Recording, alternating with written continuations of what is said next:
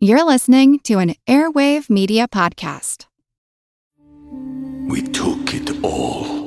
We brought them to our land. An endless night, ember hot and icy cold. The rage of the earth. We made this curse. Carved it in the blood on our backs. We did not see. We could not, but she did. And in the end... What will I become? Senua's Saga. Hellblade 2. Play it now with Game Pass. Before we get the show started today, I have the biggest announcement in Triviality history. We are packing it up and quitting. No, Neil, I think you got the wrong note. Oh, I'm sorry. That note is for the future indeterminate date. Sorry. No, we are, after 5 years, partnering with a podcast network. We are going to be joining Airwave Media. It's the same great channel that brings you Good Job Brain. Which you're familiar with, I'm sure. And we couldn't be happier about this partnership. Now, we've chosen to do this now.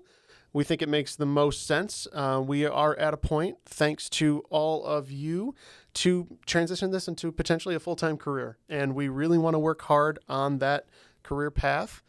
We think it's a great opportunity for us to bring you better content, more content that you will hopefully love and enjoy. We did a survey not too long ago, and we had such wonderful encouragement from all of you saying if we could find an advertising partner or some way to help further this show and our careers doing this show, that we should do it. And we took all that advice and that encouragement, and we're so excited to be here because it's going to allow us to do so many new things, experiment with video, hopefully maybe do some extra episodes on the main feed, maybe some extra bonus episodes, and even more importantly, a chance to meet all of you in person by maybe doing some live events in different cities that we know we can come and meet and play some trivia. So our main episodes are going to be ad-supported. That's going to be the only real change coming to Triviality. Our patrons are in for a special treat. At any level, if you support us on Patreon, you will get the episodes completely ad-free. Yep, and that's from as little as $1 a month all the way up to $100 a month. You'll be getting all of the main feed episodes with no ads. It's a promise we've had for the last 5 years. We don't want to have any ads on our show, and while we're going to be putting these on the main feed now through Airwave, we just wanted to absolutely make sure that there was a version of every episode with no ads for anyone who would like it. Now, if you can't support us on Patreon, we completely understand. Yes. We know that is not always possible. So we're going to still do regular episodes weekly. Mm-hmm. They're just going to be ad-supported. So we still want everyone who wants to listen to the show able to hear it. We want to make sure that the content that you've grown used to is still something that you can rely on week to week. The patrons, like I said, we're going to be adding the ad-free episodes, but we're also looking to expand our Patreon perks. Patreon's still going to be a big part of our success at this show. It's going to account for a lot of the ability for us to maybe grow this as a career path, and we think that that's going to be very important for us. So we really appreciate everything our patrons have done for us so far, and like I said, we really couldn't have gotten to this point. Never thought we would. Yeah, so, and the only thing, as Jeff said, that's going to change is just the main feed episodes are going to have some ads now, and all those ads are going to be curated by us, making sure that the partners that we put on the podcast are ones that we think represent our listeners, our community, to the best of our ability to get them on the show. And we welcome your feedback if you want to try those products, but we're going to do our best to make sure that the show stays the same and has the exact same lack of seriousness and little bit of knowledge, just like today's episode title, Ranch for Blood. So it is our goal to make sure that the show stays exactly the same, and it's going to be released every week. That's not going to change. You're still getting the exact same number of episodes. You don't have to go to another feed to get the episodes. It's all going to be exactly the same, just a few more ads with the ad-free on Patreon. And we really appreciate the support. Truly, it means the world to us, and we want to make sure that we do our best to maintain the awesome community that you guys are.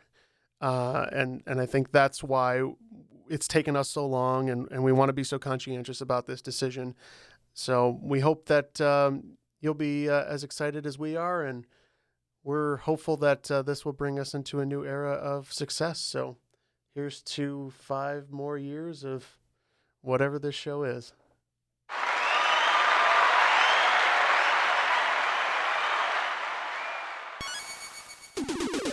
Recorded in Chicago, Illinois, with your hosts, Ken, Matt, Neil, and Jeff. This is Triviality.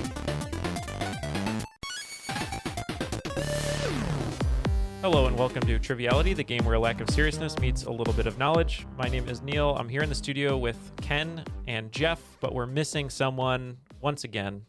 Matt is not here. Matt's not in the studio. It's very lonely on my side of the table. It is. There's a draft over there. I'm sure you're chilly. Always. They're there in spirit, though. Oh, the ghost of Matt. Just because we run the air conditioning before we start the show, because we can't run it during the show. That's why Ken's chilly. It's a sweat lodge. It is. That's why I left. I couldn't take it anymore. And this is a new and improved Matt. No delay, too, which is crazy. Because I switched to Comcast, not like that garbage AT&T. Whoa. And Matt, where are you coming to us from now? Where are you haunting us from? From Washington, D.C., I have a new boss, Mr. Biden. I'm working in the cabinet of cream. I don't know where I'm going with that. You're what do they call the helpers in Congress? What are those called? Not pages. Oompa Loompas. I guess interns. Oh. Yeah, you're an intern. Pages. A page. I'm a page at the White House. Your sword, Mr. President. Our pages, they like work behind the scenes at like TV studios. I think a page is at like SNL and 30 Rock. NBC, Yeah. Well, we got some other great guests in the studio. We have Or some not other in the studio, but they're Right. ghosts. Yeah, right? we have some other pages here, Triviality pages. Our first guest is going to be a competitor today, a Rules Guy Impersonator on Patreon, which we appreciate. We're excited to have him here from St. Pete, Florida. John Valenzuela, how are you, John? Good. How are you guys? Doing well. We've been trying to get you on the show for a while. We're so excited to have you here. Tell us a little bit about yourself and, maybe how you found the show and what you've been up to.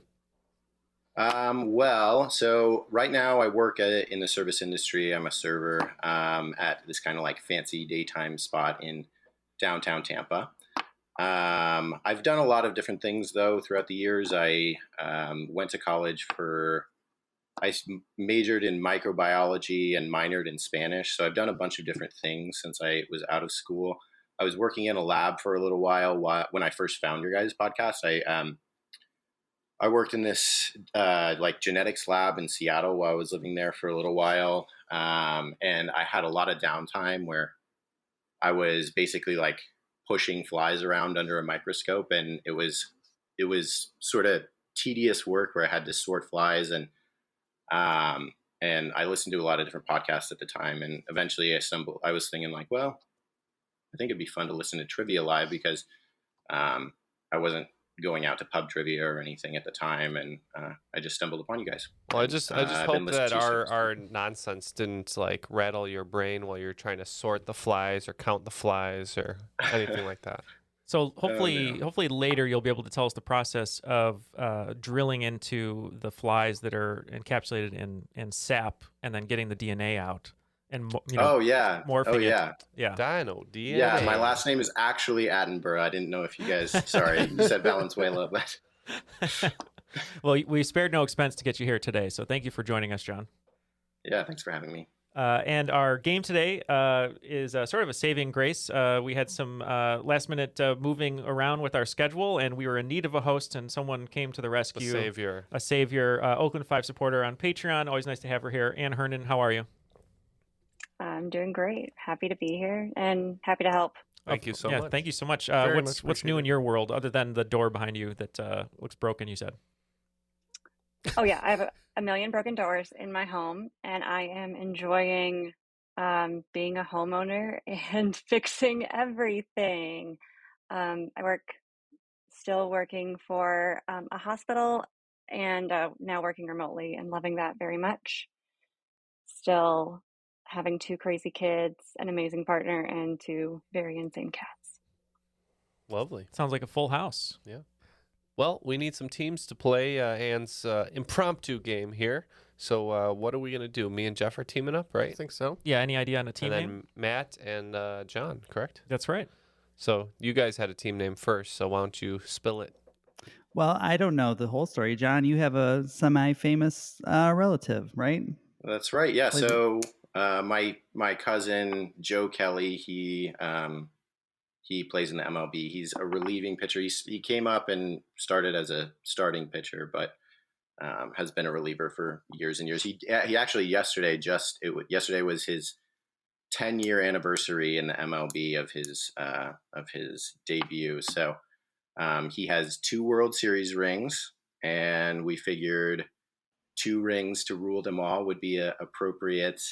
In honor of team Neil's name. love Yeah. of Lord of the Rings. Good. And Correct. since that series probably just came out, right? A couple weeks ago when this is airing, but in the future, 1 week for us, will be hobbits. How about that? But you have to Hobbits? say it like that in the grumpy Gandalf voice. Hobbits. Hobbits. Yeah. Okay. Okay, cool. Why did that turn to Sean Connery? Hobbits. It always does. Okay. Old British men always become Sean Connery in the studio, despite the fact that he's Scottish. There's nothing that tastes Britain. nothing that tastes better than hobbits. He just eats hobbits. Okay, smog. cool. So so we have hobbits versus 2 rings to rule them all. Let's go to the rules read by Benedict Cumberbatch, his stand-in. The rules of the game are simple. 20 questions split into 2 rounds worth 10 points apiece. At halftime, there'll be a special swing round designed by this week's host. After regulation, players will enter the final round with the points that they've accumulated and will have a chance to wager 0 to 30 points on 5 categorized questions. At the end of the game, someone will be named the cream of the crop. I am the cream. That's pretty good. I'm glad there's It no sounded like Sean Connery too. I don't know what's going on here. glad there's no penglings in the rules read. And feel free to take away. I'm just going to keep score here, or try to keep score, I should say, and we'll play. Have fun. All right. So, question 1 in the category, a few of my favorite things. They say you write what you know, and here we are. If you know anything about me, you know that I will cry with happiness at the sight of any raccoon. What I want to know is what president had a raccoon given to him to be served as Thanksgiving dinner, only for the president to quietly decline raccoon for dinner, and later name the raccoon Rebecca, make her a domesticated pet, and then get her a boyfriend named Reuben. I've heard this story, and I don't think it's him. Or you take it. That was my only guess. Reuben's really come If a long somebody way. were to own a raccoon, It's something weirder, like Calvin Coolidge or something. possibly, yeah. From dating a You choose. From dating a raccoon to winning American Idol, Reuben came a long way. All right, I'll pick an answer you guys can discuss. I think I have heard it, and I think actually Ken just said it. I think it actually is Calvin Coolidge randomly. I was going to agree. I think that it's definitely Calvin Coolidge. That's insane. No, I thought it was Teddy Roosevelt. Because if anybody were to own a raccoon, but you said? Yeah, I think I kind of remember saying this when I had Coolidge as an answer to the That's game I'd insane. recently That's written. insane. So we said Calvin Coolidge. Why did I randomly say Calvin Coolidge? Because he's the most boring, right? Yeah.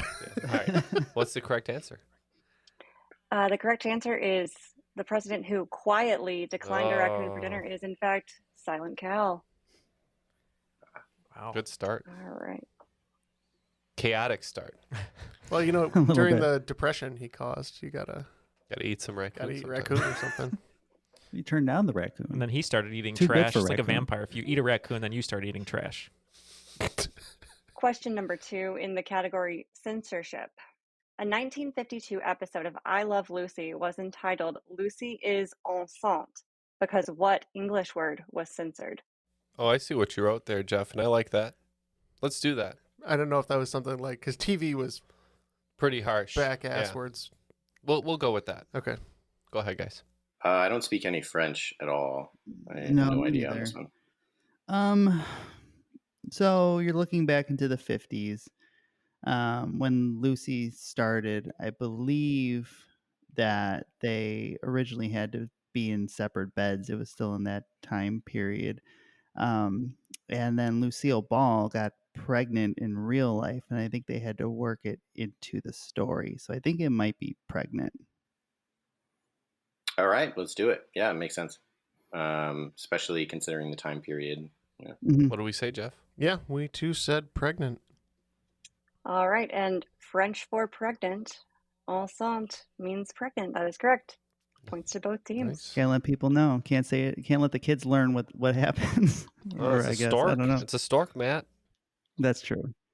All right, in the category of sports, I am going to provide you with some statistics of a sports figure. You tell me who claims these impressive stats. 2 gold medals, 3 Stanley Cup wins, 4-time winner of the Vezina Trophy, 1 ESPY, and a grand total of 3 goals in his career. All right, we have selected a hockey player.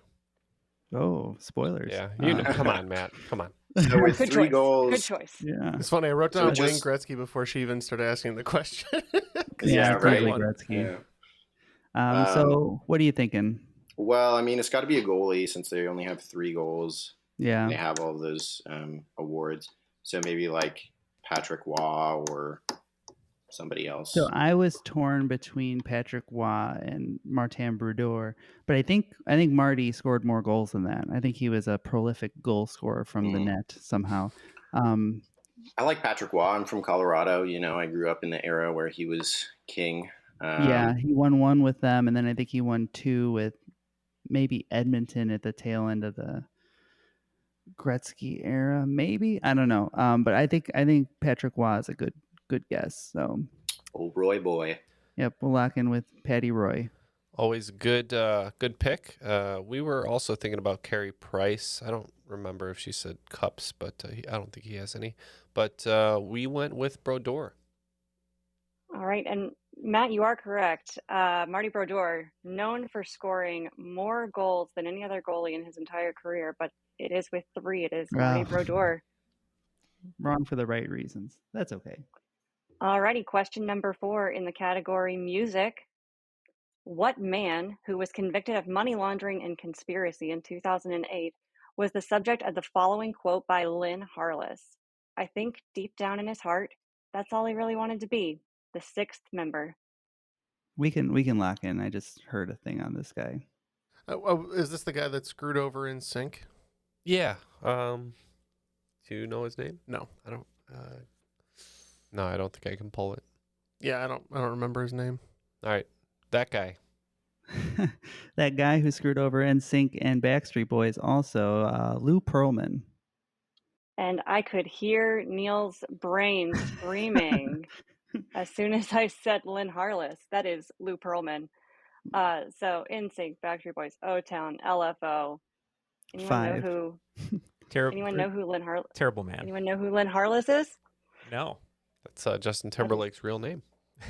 It's his mom. Oh, that makes sense. Okay. Number 5. Okay, so number 5 is your listener submitted question, and this question sort of comes from my 3-year-old Oakley. And so I asked Oakley what she wanted me to write a question about, and this was the response. So, Roblox. what animal whose bowel movements gained fame in a 2019 film thanks to a loquacious anthropomorphic snowman is the closest living relative of the koala? All right. There's a couple clues in there I don't understand, but we're going to go with the obvious thing that we're all thinking. So, Well, John, do you know which animals make square poops?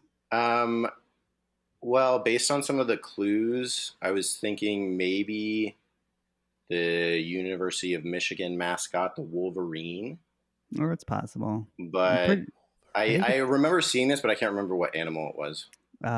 We had a whole thing about wombats and their geometric Yes, let's do that. That's bowel much movements. better.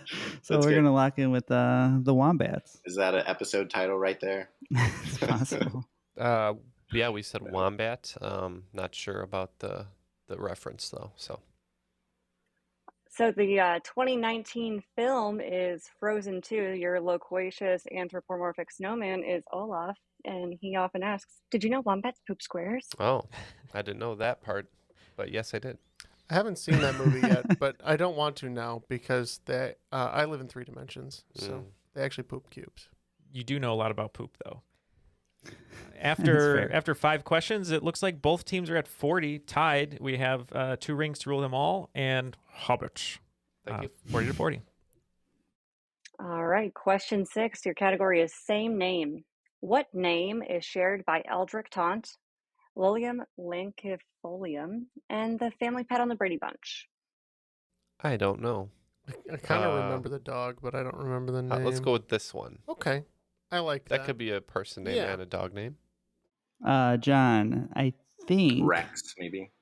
I think the first name is so Eldrick is the name of Tiger Woods, And Tiger is, I think, the name of some pet on some show. It might be Brady Bunch.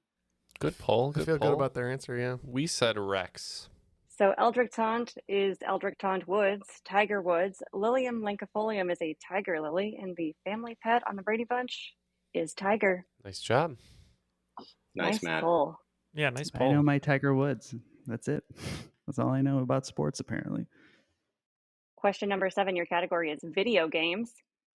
In the mid-1980s, the Nintendo Entertainment System is doing everything it can to prevent another video game crash. Any company that seeks to create a game that can be played on the NES must meet all of their demands for licensing, censorship, profit sharing, and production regulation. What Atari subsidiary, run by Miyasaka Nakamura, threw down the gauntlet and reverse engineered a lockout chip, allowing them to create games that were playable on the NES? So this was a little bit before I was playing video games. But my main guess would be like Sega, but I don't know if they're a Atari subsidiary or not. I know that back they mostly just made like box games for arcades, but Yeah. Well, Sega had they had a system the that had come out. Dreamcast later. Yeah, there was something before the Genesis that had come out, but I don't remember the name of it. Because of this Nintendo seal of approval thing, Konami made their own separate production called Ultra Games, which was basically just other Konami games because they were only allowed to release a certain amount. I do know that LJN made a lot of really bad games for the Nintendo, and they might be associated with Atari. They did a lot of really bad license games, which is what Atari was kind of unfortunately known for after ET ruined video games for 10 years. Are you okay going with LJN?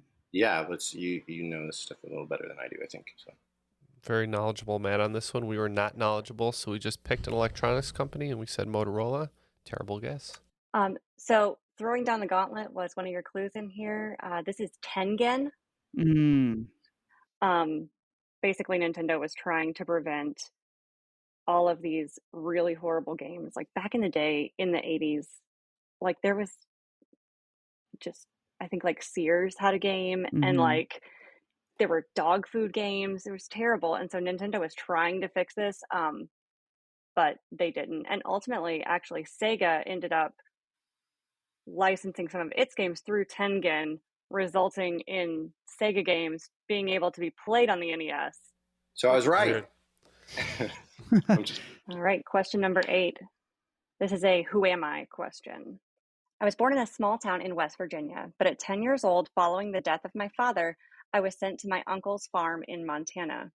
After moving to Virginia to pursue my career aspirations, I found myself in the home of Jack Gordon, looking at a death's head moth.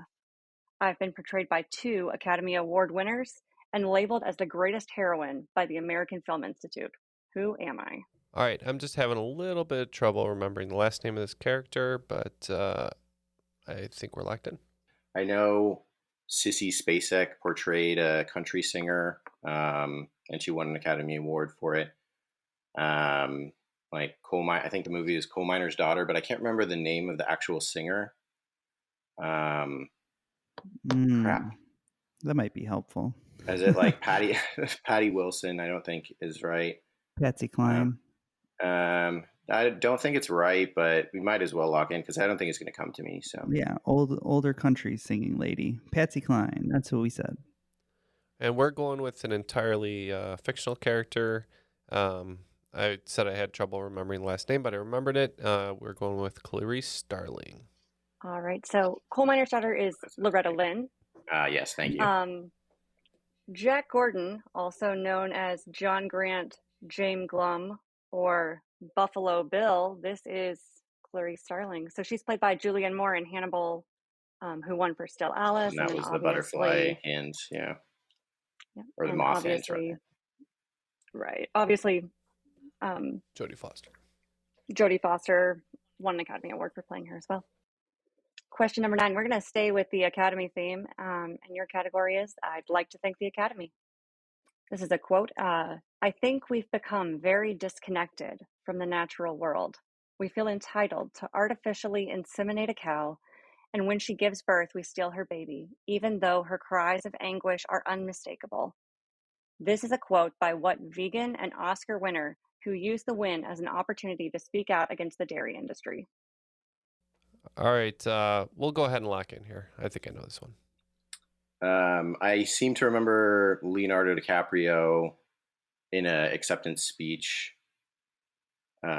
definitely talking about the environment. And I'm fairly certain that he's vegan, so I think this was him, but not positive. Who knows? That's what we locked in with them. Okay, I think it was Joaquin Phoenix. I remember he used most of his speech for vegan purposes. So. And Ken getting it right in 2020, accepting the award for his performance in The Joker. This is, or I guess just Joker. This is Joaquin Phoenix. All right, let's get the last question in the first round. All right. In the category Presidential Geography, there are 4 U.S. state capitals and 2 world capitals that are named after a U.S. president. I'd like you to give me 4 for 10 points, and if you're able to give me all 6, I'll give you an extra 5. And we have gone ahead and locked in. Okay, so let's go over what we have so far. Right now we have, you said Madison and Jackson, and then I said Lincoln and Washington.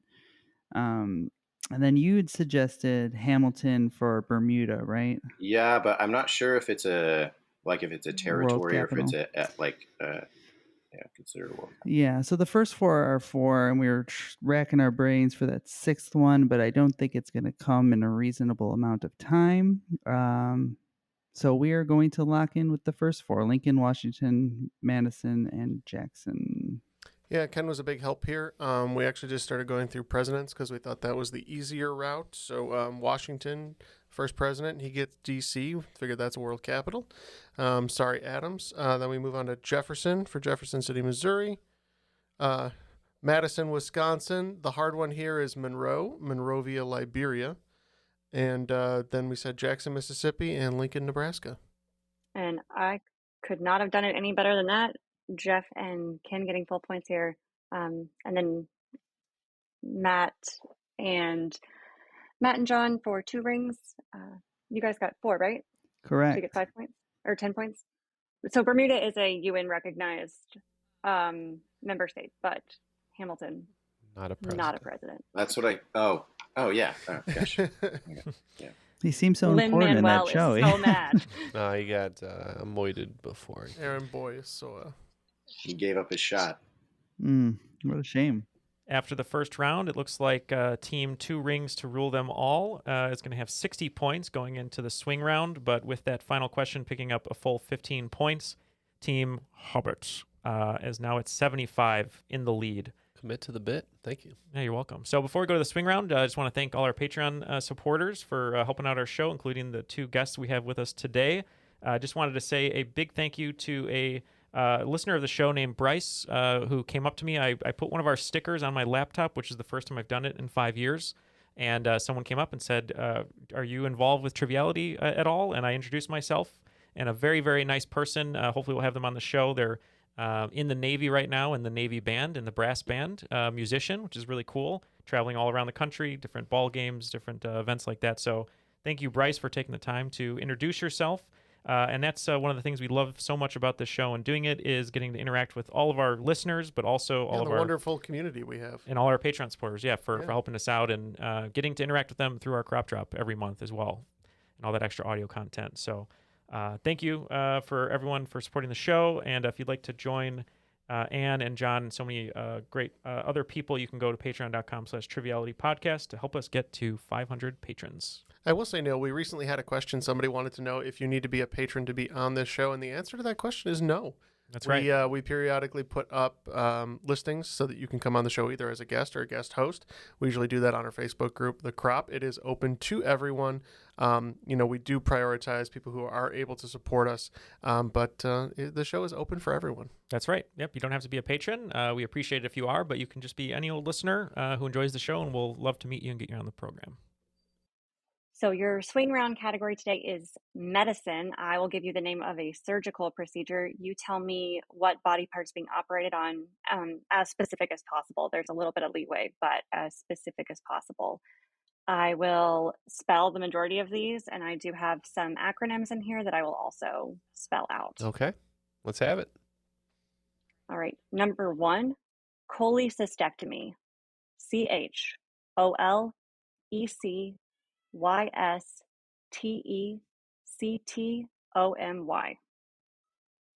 Number 2, mastopexy.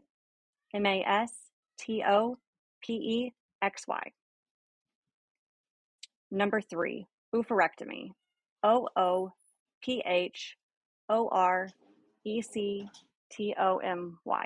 Number 4, blepharoplasty. BLEPHAROPLASTY.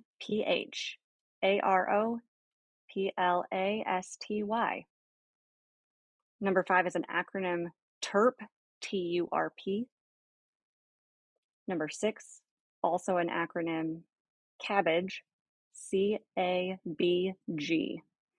Number 7, craniotomy, CRANIOTOMY. Number 8 is a laminectomy, LAMINECTOMY. Number 9, the only one I'm not spelling, is Tommy John surgery. Hey, I And know number one. 10, number 10, a Roux, ROUX space EN space Y. Our competitors are going to look over all of these procedures, and we'll be back with the answers. We took it all. We brought them to our land. An endless night, ember hot and icy cold. The rage of the earth. We made this curse. Carved it in the blood on our backs. We did not see. We could not, but she did. And in the end... What will I become? Senua's Saga. Hellblade 2. Play it now with Game Pass. All of the answers from the swing round are now locked in, so let's go through the questions one more time with Ann, and we'll have the competitors see if they are correct. All right. Number 1 is a cholecystectomy. We guessed colon. Oh, that makes sense. But John thought this might have been gallbladder, so we said gallbladder.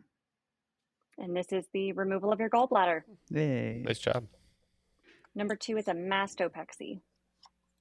We said breast. We said the same thing. Yeah, breast or chest. And this is a breast lift. Yep, it is breast. Number 3, I think I heard some discussion and frustration over oophorectomy. Yeah, too late we figured it out, but for our official answer, we said esophagus.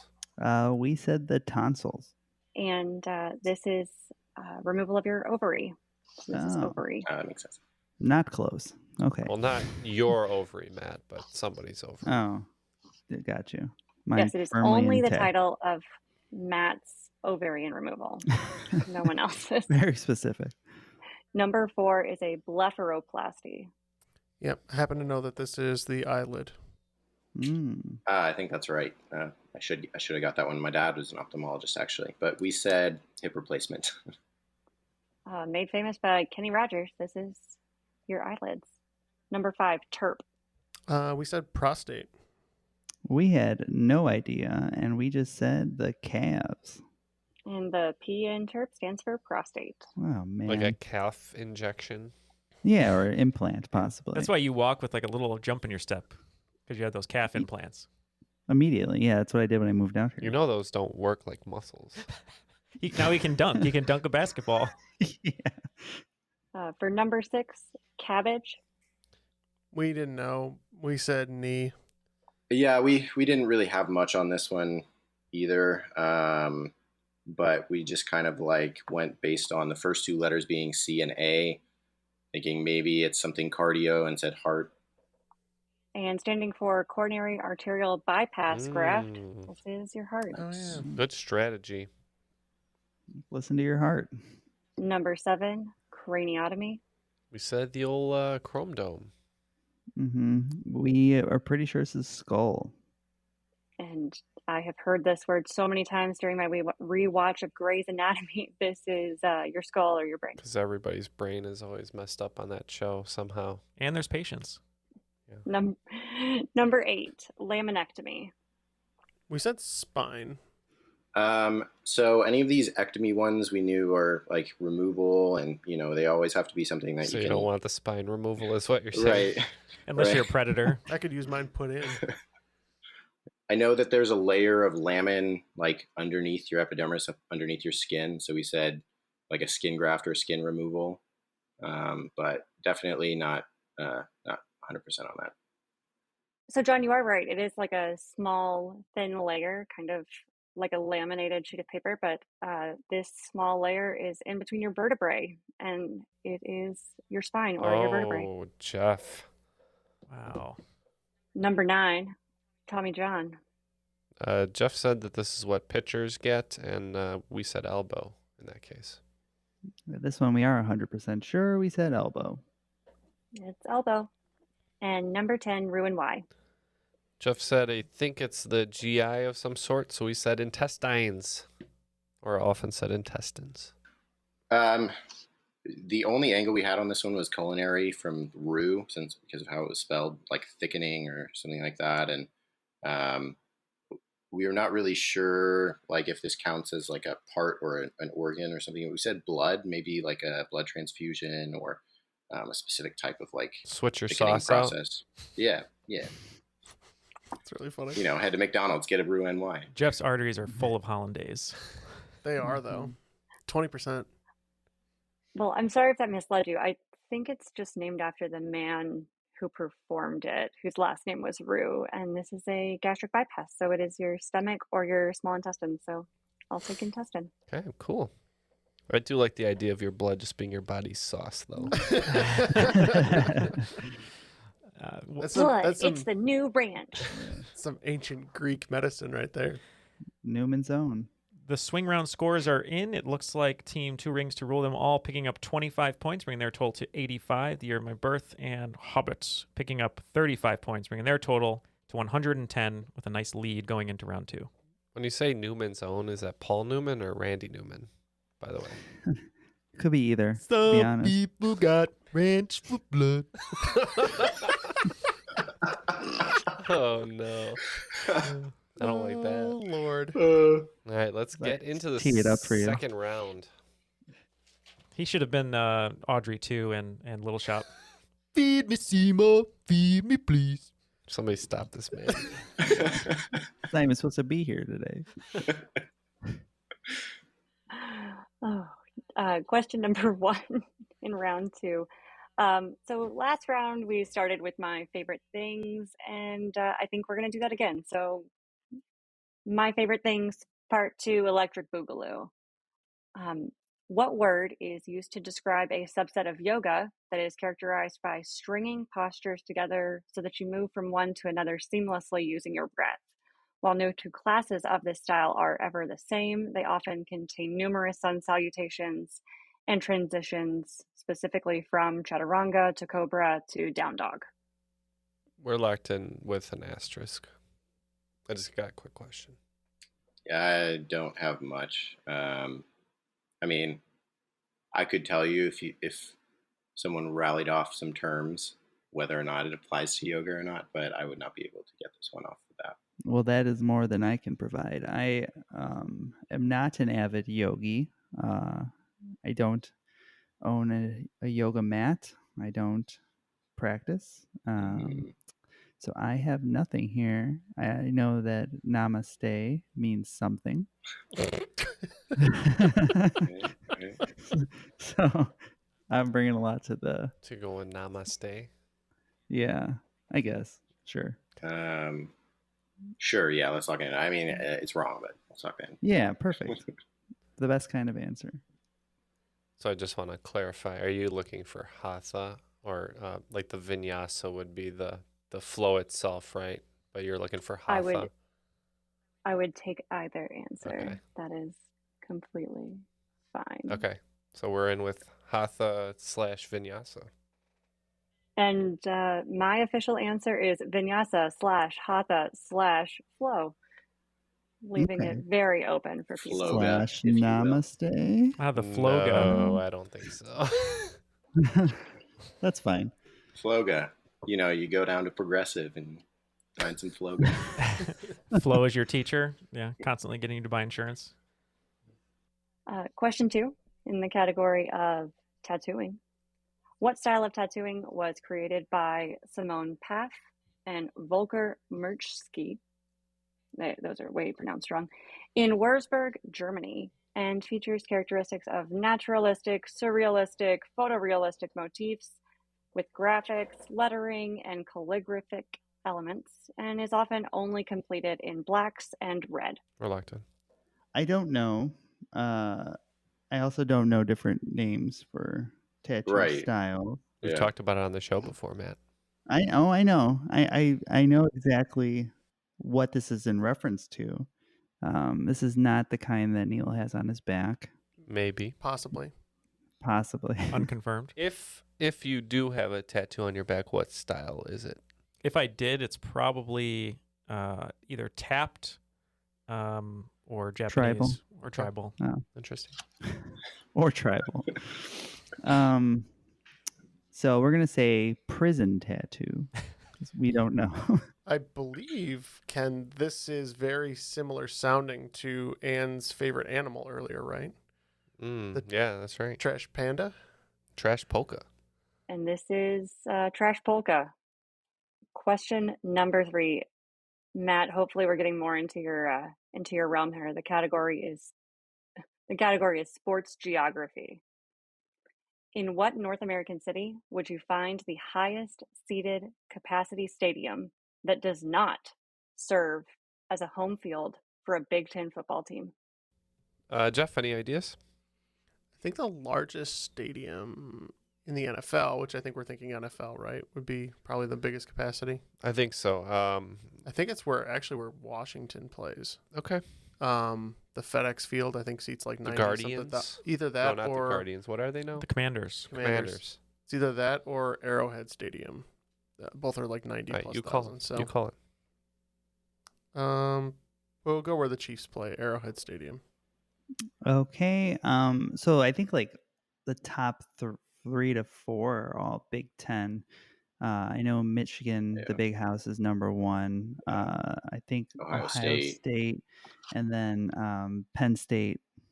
I think those are the top 3, to be honest. But I think after that, it's where the 12th man is generally referred to as in Texas A&M. So I think we can lock in with Texas A&M. You mean it's not in Seattle? Co-opted by Seattle. Yeah.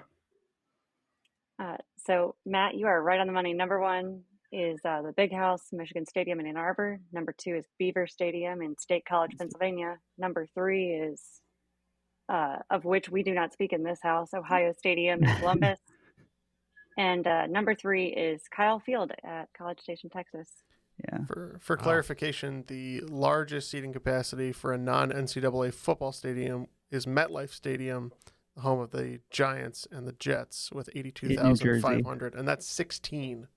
So college football rules, apparently. Gotta get all those boosters in. They need seats. All right. So question 4 is a math question, and I'm going to recommend that you get some pen and paper ready. Boo. Sorry. Take the number worn by Michael Jordan for the majority of his career with the Chicago Bulls. Add the number worn by Michael Jordan when he returned from retirement. Add the number worn by Michael Jordan for one game when his jersey was stolen. Add the number worn by the only person to be inducted into the American Football Hall of Fame and the Canadian Football Hall of Fame. You're going to take that number and divide it by the number worn by Mr. Hockey, who played in an NHL game with his son. Then take that number and subtract it by the maximum number of points that can be scored by a single team in a single overtime in a regular season NFL game. What number are you left with whose factorial is equal to 1? All right. So what were our numbers, Jeff? Yeah, we had 23 plus 45 plus 12 plus 1 brings us to 81, divided by 9 for, you said Gordie Howe. And then we also thought it was 9 for the NFL Scoring, that got us to 0. Something in the back of my mind tells me zeros are always weird in math, so 0 factorial could be 1, so 0. 0. We had all the same things, but we didn't think that 0's factorial was 1, so we just said 1 and figured we were wrong somewhere along the way. Well, Matt, I'm very sorry that you let your math knowledge surpass your sports knowledge because you were correct all the way up until the end. It is 0. That's okay. Yeah, zeros are always Yeah. weird. They do weird things. Say la vie. All right, let's get number 5. So this question 5 is submitted by my older child, Willa, and this is about her favorite things. Thanks, Willa. So about 70% of animals on Earth are classified as nocturnal. Humans, eagles, squirrels, cattle, and many other animals are considered diurnal. And some animals are neither diurnal nor nocturnal. What does it mean if an animal is crepuscular? We can lock in, Matt. Yeah. Confidence. It's like a dawn and dusk sort of deal, right? Yeah, I think so. They only come out at night, just like Hall & Oates. The freaks. So is it dawn and dusk, or is it just dusk? From dusk Or till just dawn. What? So nocturnal is at Woodford would be from dusk till dawn, right? Yeah. So only those All right. twilight hours, I would think. Okay. Yeah, I think they're right. It's just like they're most active during twilight hours, dusk and dawn. And that's correct. They are most active during dusk and dawn, right during twilight hours. So I'll let y'all determine We're good. who's correct on We're that. good. Yeah, I think we give points all around, and as everyone is sparkling in the sun like the vampires of Twilight. Looks like 20 points for 2 rings to rule them all, bringing them to 115, but creating some separation are the hobbits with plus 40, bringing them to 150. Question number 6. Your category is 6 degrees of Donald Trump. What actor who died following a heart attack in 2012 was married to Omarosa, a woman who gained notoriety on season 1 of The Apprentice, but can also be seen as a bouncer in A Night at the Roxbury, heard as a voice actor in Racing Stripes, Dinotopia, and Brother Bear, but is most notably known for his repeated line in another film, "I tried to take it back, but it was too late." We're going to tap out, so go ahead and talk, because we have no idea on this one.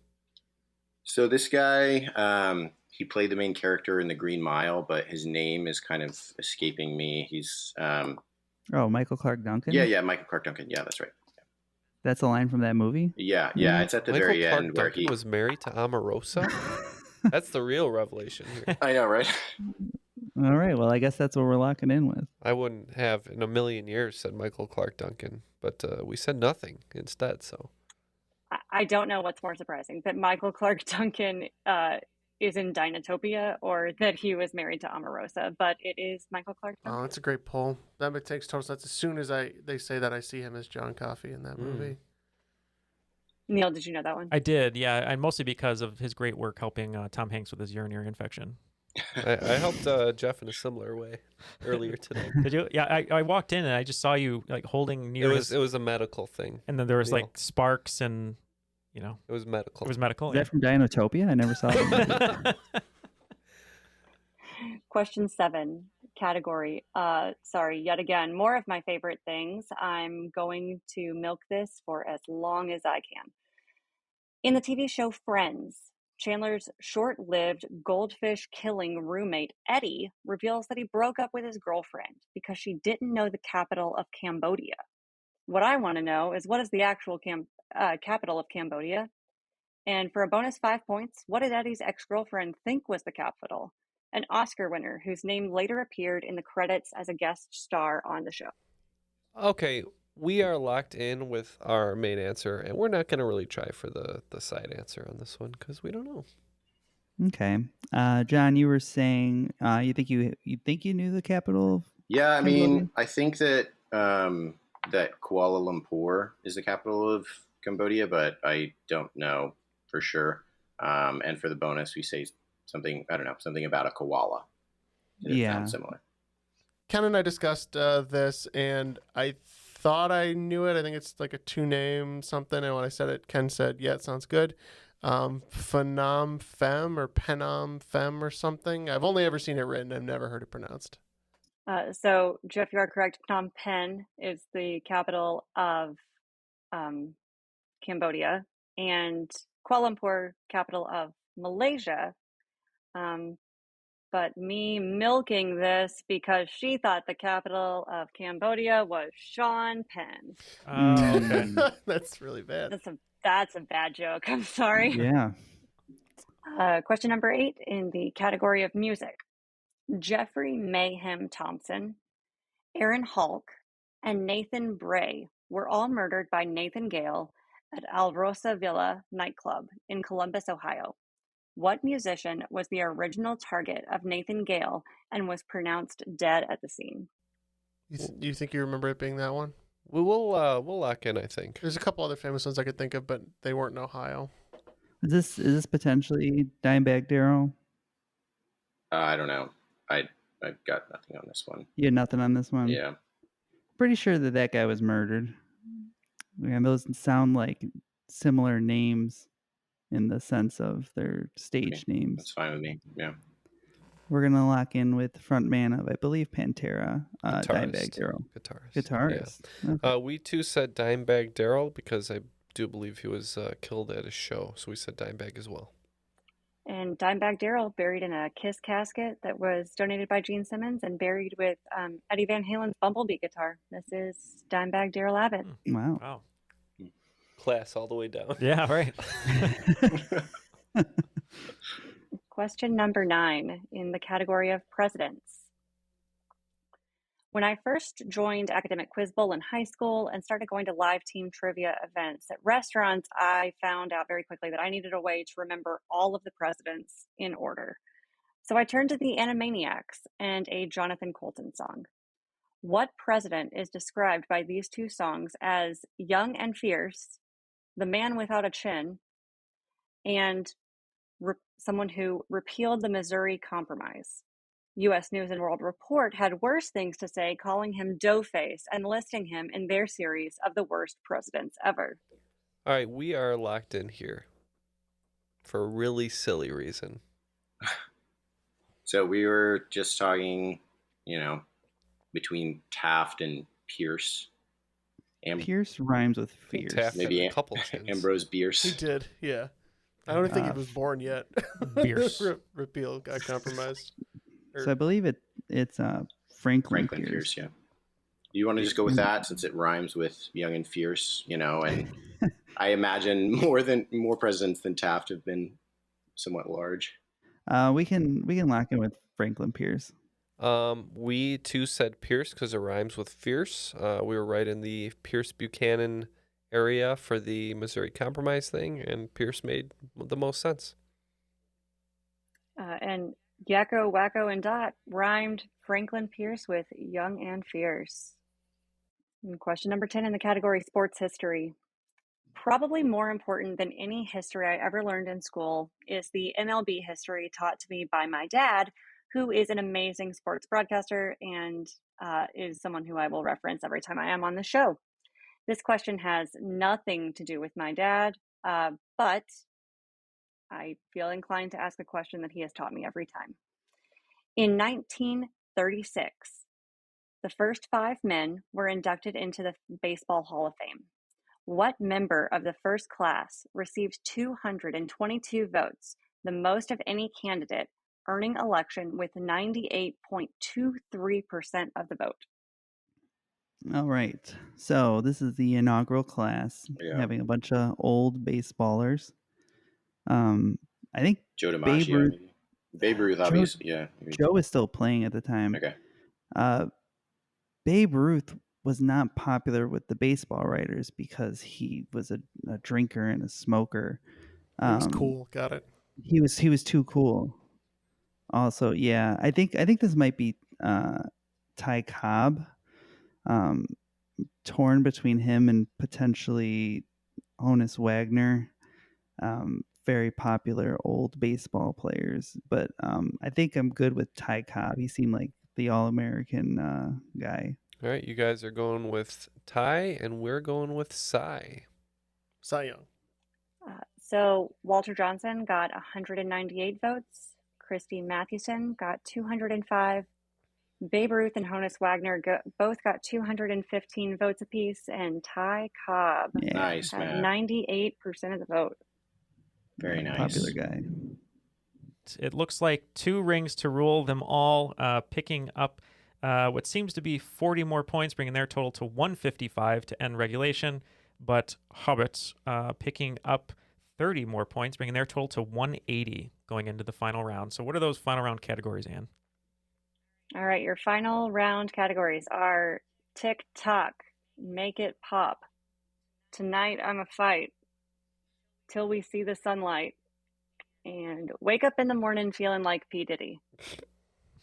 Oh, we got to go in. Let's just go If for these it. aren't all about Kesha, I don't know. there's no point in We'll just living. go in. We've had pretty good record this game. We're just going in. All right. I mean, I guess we gotta.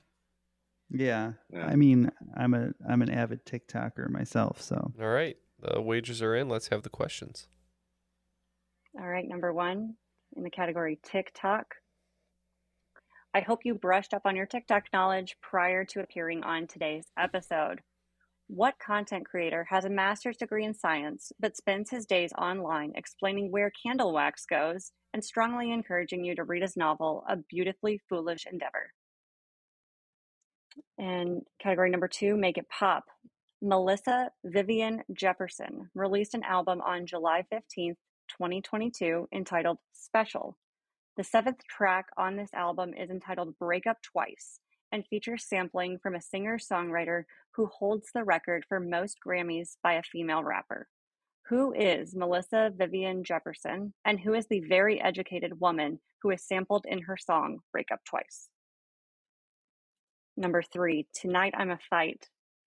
Who is the only actor to appear in Fight Club that was allowed to break the 6th rule of Fight Club, which is stated as the fights are bare knuckle, no shirt, no shoes, no weapons? And number 4, Till We See the Sunlight. Born in 1930 in Rome, Italy, what famous American is attributed with the following quote? I am alone now, truly alone, and absolutely isolated from any known life. I am it. If a count were taken, the score would be 3 billion plus 2 over on the other side of the moon, and 1 plus God knows what on this side. And number 5, Wake Up in the Morning Feeling Like P. Diddy. Sean Combs plays a small role in the life-altering and amazing movie Draft Day. Spoiler alert. Who plays the character that goes first in the NFL draft in the movie Draft Day? All right. Those are the questions. We'll be right back with our answers. All the answers are now locked in. Let's have the questions one more time, and we'll give our best answers. All right, question number 1 in the category of TikTok. I hope you brushed up on your TikTok knowledge. What content creator has a master's degree in science but spends his days online explaining where candle wax goes and strongly encouraging you to read his novel, A Beautifully Foolish Endeavor? I thought this sounded like some John Green, but Jeff kindly reminded me that this was who? His brother, Hank Green. They're like the same guy. Same guy. Similar. What did you guys say? We wagered 30 on all these too, and we also said Hank Green. The lover of pelicans himself is Hank Green. Category number 2, Make It Pop. Melissa Vivian Jefferson released an album on July 15th, 2022, entitled Special. The 7th track on this album is entitled Break Up Twice, features sampling from a singer-songwriter who holds the record for most Grammys by a female rapper. Who is Melissa Vivian Jefferson, and the very educated woman who is sampled in her song Break Up Twice? We got to Lizzo for the original artist, and the other one we weren't sure on. I think we were picking up on a clue, but we couldn't quite paste it together, so we just said Missy Elliott, but I think we're wrong. Okay, so for this one, we both were pretty sure it was Lizzo, so we said that, and then we said Lauryn Hill for the bonus, which we're somewhat sure on, but yeah. Melissa Vivian Jefferson is also known as Lizzo, and a very small reference to the miseducation of Lauryn Hill. This is Lauryn Hill. All right, so you're creeping up on us. Your third round, Tonight I'm a Fight. Who is the only actor to appear in Fight Club that was allowed to break the 6th rule of Fight Club, which is stated as the fights are bare knuckle, no shirt, no shoes, no weapons? Gotta say, I think it might be Meatloaf. He would do anything for Fight Club, but he wouldn't appear without his shirt on. Pretty sure it's Meatloaf. Yep, because Bob has, and his fat suit was not about, would have like exposed like the suit, and there was no way for them to do that in costuming and makeup. So his name was Robert Paulson. Number 4, Till We See the Sunlight. Born in 1930 in Rome, Italy, what famous American is attributed with the following quote? I am alone now, truly alone, and absolutely isolated from any known life. I am it. If a count were taken, the score would be 3 billion plus 2 over on the other side of the moon, and 1 plus God knows what on this side. All right, we considered those numbers, and we feel like this is about the first mission that made it to the moon, and we said that would be Michael Collins in the orbiter. Crap. That's the Michael you were dancing around the entire time. Yeah. So I know this guy has been mentioned a couple of times on the show, and I knew it was Michael something because I was pretty sure that John Glenn and Neil Armstrong were the 2 that were on the moon at the time, but we said Buzz Aldrin. So. And this is from Apollo 11, Michael Collins. If you're having trouble remembering his last name, just remember as he was in the orbiter, the machinery was clunky and it went doo doo doo doo doo doo doo doo. I like that. That's good. I will use that. Sipping on a Tom Collins. And he was sipping on a Tom Collins. He was actually offered to do some moonwalks on future missions and said, no thanks, I liked what I did. No, I'm good. And your final question of the final round, wake up in the morning feeling like P. Diddy. Sean Combs plays a small role in the life-altering and amazing movie Draft Day. Spoiler alert, who plays the character that goes first in the NFL draft in the movie Draft Day? We took a stab in the darkness, and Jeff said, I think Black Panther was in this movie, so he said Chadwick Boseman. Yeah, I think if I had the first pick in the NFL draft, I too would select Black Panther. I would say that's a good choice. Yeah, Chadwick Boseman. And this is Chadwick Boseman. Just gotta make sure his gloves don't have the stickum on there, or that the nails are retracted, right? Yeah, you'd have to have a good equipment guy. You'd be running through balls quite a bit. I believe the post-it note Kevin Costner has says Vontae Mack, no matter what. He was a linebacker. But after all is said and done here, it was a nail-biter for the most part in the final round. Both teams picking up 90 points, but it looks like 2 rings to rule them all. Going to end with 245, a very respectable score. But today's cream of the crop, Hobbits. Now it sounds a little bit more Alan Rickman because I didn't try as hard. Hobbits with 270 points. The cream will rise to the top. Oh, yeah. They shall pass. We would have picked up. Great job, everyone. Oh, yeah, 90, right? I'm sorry. That was a great game. I know you wrote it on the last minute for us. Sorry. And yeah, thank you, did Ann. a great job assembling those questions for us. So we want to thank you, Ann. Any last comments for us today? Oh, no, just thank you so much for having me. I'm always happy to help whenever I can, even if it means a little bit of a math mishap in the middle of the game. Which no one would ever know about. No one will know. They don't know about it. It's been edited out. John, thank you for joining us. You were a fierce competitor. Any final words for you? No, thanks for having me, guys. Shout out to my girlfriend, Kate, for, putting up with my trivia obsession over the last couple of years. And hopefully next time I'm on, we can do a little bit better. Or I also have some games written for next time. Well, we knew John was smart. Now that he shouted out his girlfriend, we know that he's wise as well. That's all. Well, that will be it for today's show. For our guests over Zencaster, Ann, John, and kind of Matt, I guess. Those in the studio, Jeff, Neal, and myself. That was Triviality.